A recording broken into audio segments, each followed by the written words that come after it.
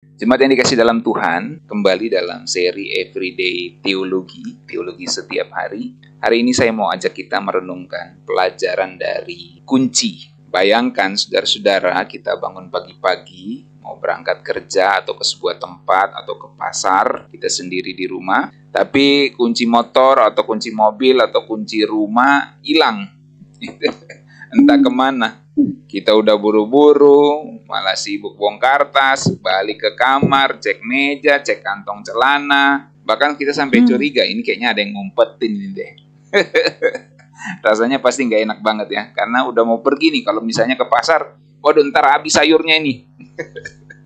Kalau kita lambat pergi ini harus dikunci rumah, nggak bisa pergi nggak dikunci gitu ya. Kita bingung nyari kuncinya, saudaraku ya.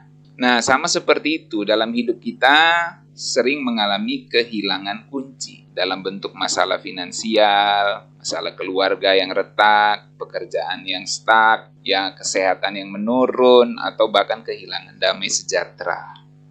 Jadi kuncinya ada, tapi kita nggak tahu di mana kuncinya ini, gitu kan? Ada kuncinya, cuma nggak tahu dia di mana, gitu. Siapa yang ngumpetin gitu ya? Atau hilang di mana dia, gitu kan? Nah, kayak gitu, saudara. Seringkali masalah hidup kita itu sebenarnya semua ada jalan keluarnya. Cuma kita bingung kuncinya di mana. Ataupun mungkin ada sama kita, cuma kita nggak tahu makainya di mana gitu ya. Nah, hari ini kita belajar dari kunci, benda kecil yang sering disepelekan, tapi bisa ngajarin kita prinsip hidup yang powerful. Yang pertama, setiap pintu atau gembok ada kuncinya. Demikian setiap masalah punya kuncinya. Maka jangan kita pakai kunci yang salah. Nggak semua kunci bisa buka semua pintu.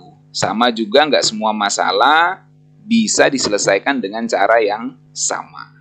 Misalnya masalah finansial, soal duit nih. Ya. Kuncinya bukan utang sana sini, tapi hikmat dan pengelolaan yang bijak.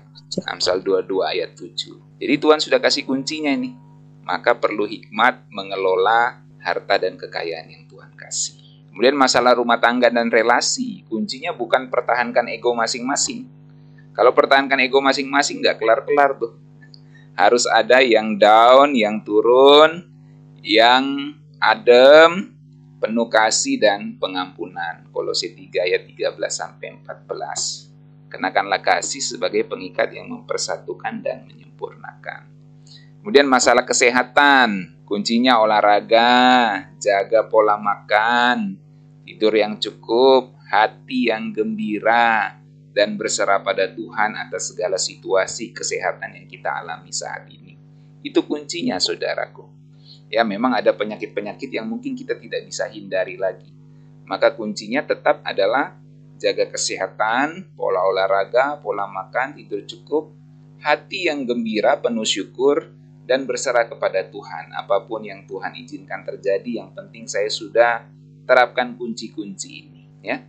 Nah, jadi jangan coba buka pintu yang salah dengan kunci yang salah, saudaraku. Maka kita harus memahami apa kuncinya, yang mana kuncinya, dan gunakan kuncinya dengan benar. Karena ada orang yang sudah pegang kuncinya, tapi nggak tahu pakainya.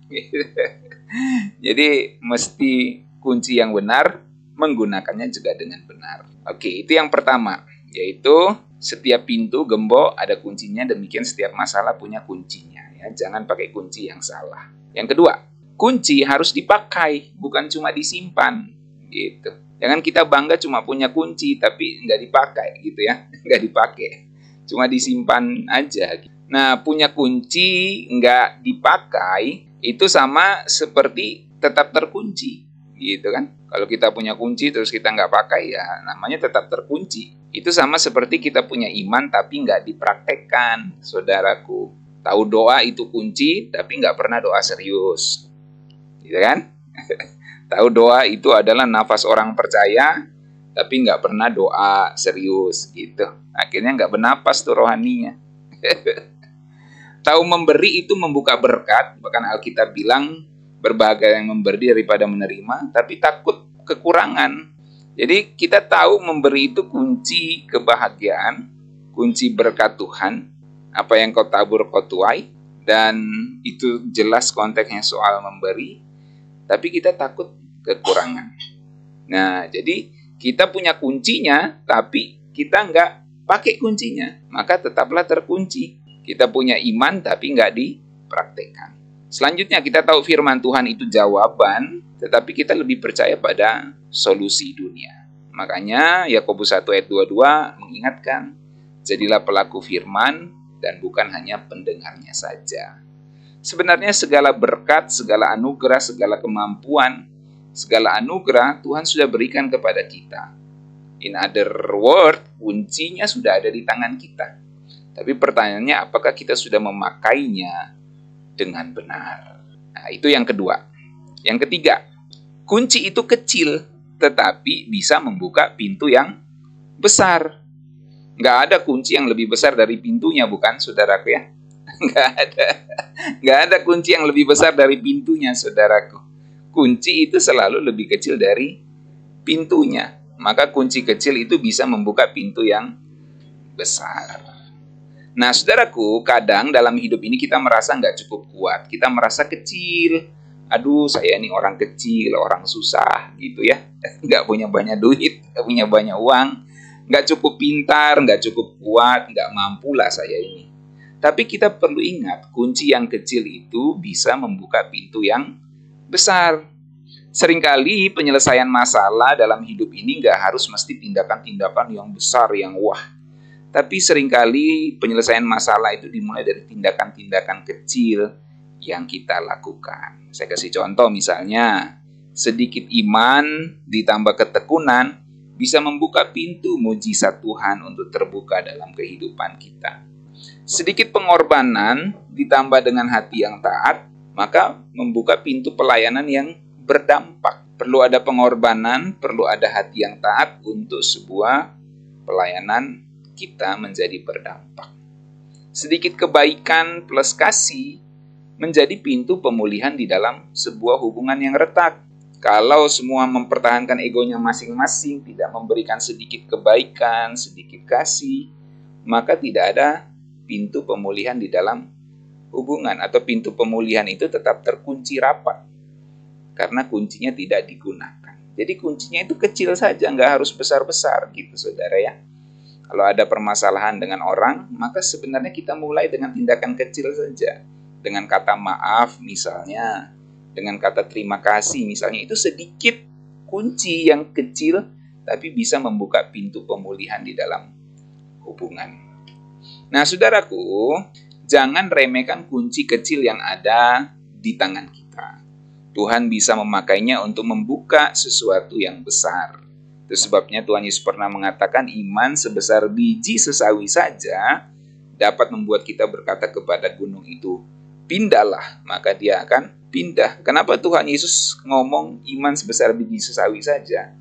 Karena Tuhan Yesus mau kasih tahu bahwa tindakan kecil itu bisa membuka sesuatu yang besar. Kunci yang kecil itu bisa membuka pintu yang besar. Itulah iman, asal imannya dipraktekkan, asal kuncinya digunakan dengan benar. Nah, saudaraku, seringkali kita minta Tuhan buka pintu supaya terbuka. Tentu nggak salah kita berdoa, Tuhan buka jalan, ya nggak salah. Tapi seringkali kita minta Tuhan buat buka jalan supaya pintunya terbuka, padahal kitalah yang nggak mau pakai kunci yang Tuhan sudah kasih. Coba kita renungkan dan jujur dalam hidup ini, saudaraku ya. Kita minta Tuhan buka jalan, tapi kita nggak lakukan kehendak Tuhan. Kita minta Tuhan buka jalan, Tuhan berkati kesehatan kita, tapi kita masih makan sembarangan, masih pola hidup yang tidak baik, gitu ya. Jadi seringkali kita minta Tuhan supaya pulihkan hubungan kita, tapi kita sendiri yang nggak mau mengampuni, kita sendiri yang nggak mau saling berbaik hati. Kita minta Tuhan berkati kita, tapi kita sendiri yang menutup keran tangan kita ini untuk bisa menjadi saluran berkat Tuhan.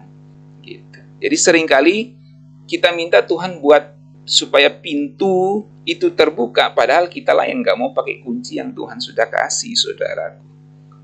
Nah, oleh sebab itu kalau kita rasa hidup kita saat ini sepertinya macet, jadi kalau macet tuh nggak enak banget, saudaraku. Nah, kalau kita hidup rasa saat ini sepertinya macet, itu bukan karena nggak ada pintu atau nggak ada jalan keluar, tapi karena kita salah pakai kuncinya, atau bahkan mungkin kita nggak mau pakai kuncinya. Firman Tuhan katakan, engkau sudah diberikan segala anugerah untuk hidup yang saleh, untuk hidup yang benar. Artinya untuk menjadi jalan kamu bisa diberkati Tuhan. Maka bukan soal nggak ada pintunya, nggak ada jalan keluarnya, tapi yang masalah adalah karena kita nggak pakai kuncinya, atau bahkan kita nggak mau pakai kuncinya. Jadi mari kita renungkan ini, pelajaran dari kunci ini, saudaraku ya. Jadi apapun masalah kita, coba kita renungkan, saudaraku. Ini yang terakhir ya. Apapun masalah kita, coba kita renungkan. Apakah saya sudah pakai kunci yang benar yang Tuhan berikan untuk masalah ini? Itu yang pertama. Yang kedua, kalau kuncinya sudah benar, coba cek apakah kita sudah menggunakannya dengan benar. Mari kita renungkan. Tuhan Yesus berkati kita sekalian. Shalom. Mari kita berdoa.